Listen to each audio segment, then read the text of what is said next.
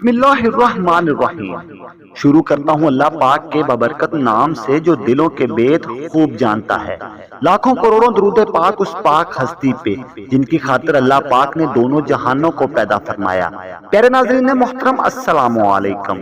پیارے ناظرین محترم، آج کی ویڈیو میں ہم حضرت زینب رضی اللہ تعالی عنہا کا واقعہ آپ کے ساتھ شیئر کریں گے۔ تو ویڈیو شروع کرنے سے پہلے میری تمام دوستوں سے گزارش ہے کہ وہ پلیز چینل کو سبسکرائب کر لیں۔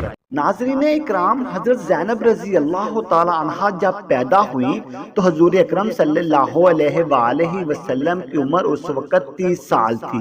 ان کا نکاح مکہ میں ہی حضرت ابو العاص رضی اللہ تعالی عنہا سے ہوا تھا۔ ابو العاص رضی اللہ تعالی عنہا کی والدہ حضرت ختیجہ رضی اللہ تعالی عنہا کی سگی بہن تھی۔ یہ نکاح حضرت ختیجہ رضی اللہ تعالی عنہا کے سامنے ہوا تھا۔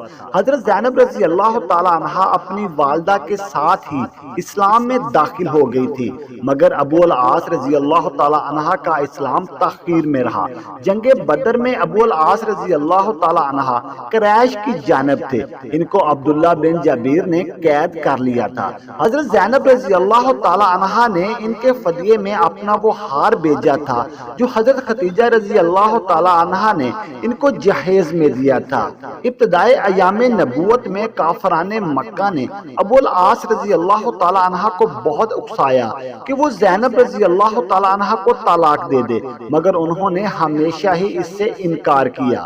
اس موقع پر حضور اکرم صلی اللہ علیہ وآلہ وسلم نے اس فعل کی توصیف شکر گزاری کے ساتھ فرمائی تھی۔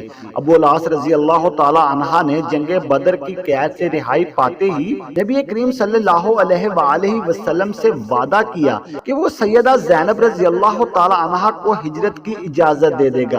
چنانچہ حضرت زینب رضی اللہ تعالی عنہ اپنے والد کی خدمت میں پیش ہوئیں اور سفر ہجرت کے لیے روانہ ہوئی۔ سفر ہجرت میں حضرت زینب رضی اللہ تعالی عنہ کی مزاحمت بہار بن سعود نے نیزہ تان کر کی تھی۔ اس صدمہ سے ان کا حمل ضائع ہو گیا تھا۔ بہار بن السعود فتح مکہ کے بعد مسلمان ہو گیا تھا اور رحمت للعالمین صلی اللہ علیہ وآلہ وسلم نے ان کا جرم معاف کر دیا تھا۔ نبی کریم صلی اللہ علیہ وآلہ وسلم ان کے بارے میں فرماتے ہیں کہ یہ میری بیٹیوں میں سب سے افضل ہے، اس لیے کہ اسے میری وجہ سے مصیبت پہنچی۔ ابو العاص حضرت زینب رضی اللہ تعالی عنہا سے بے حد محبت کرتے تھے۔ ایک مرتبہ حضرت ابو العاص رضی اللہ تعالی عنہ 6 ہجری میں تجارت کے سامان کے لیے شام گئے۔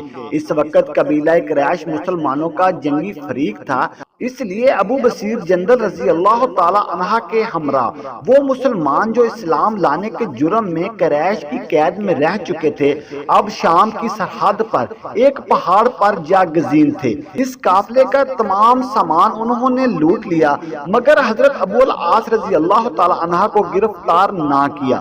ابو العاص رضی اللہ تعالی عنہ وہاں سے سیدھا مدینہ منورہ پہنچے۔ نماز کے وقت مسجد میں حضرت زینب رضی اللہ تعالی عنہ کی یہ آواز مسلمانوں کے کانوں میں پڑی کہ میں ابو العاص کو پناہ دیتی ہوں۔ یہ آواز اس وقت سنی گئی جب تمام مسلمان نماز میں داخل ہو چکے تھے۔ نماز سے فارغ ہوتے ہی نبی کریم صلی اللہ علیہ وآلہ وسلم نے فرمایا، لوگوں جو کچھ تم نے سنا میں نے بھی وہ اسی وقت سنا، واللہ مجھے اس سے پہلے اس کا کچھ علم نہ تھا۔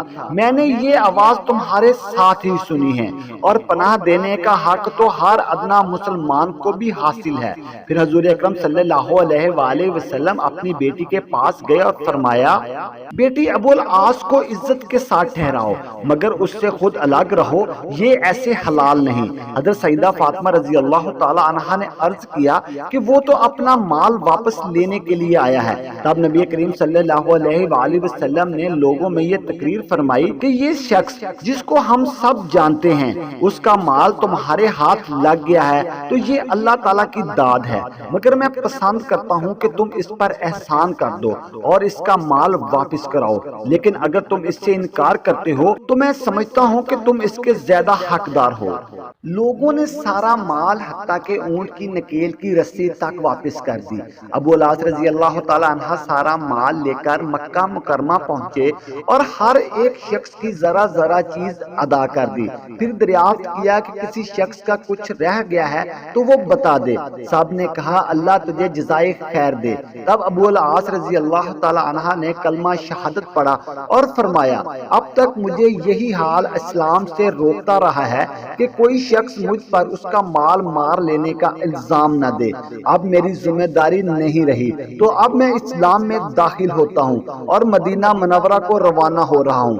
وہ مدینہ منورہ پہنچے تو حضور اکرم صلی اللہ علیہ وآلہ وسلم نے 6 سال کی مفارقت کے بعد نکاح اول پر ہی حضرت سیدہ زینب رضی اللہ تعالی عنہا کو حضرت ابو العاص رضی اللہ تعالی عنہا کے گھر رخصت کر دیا۔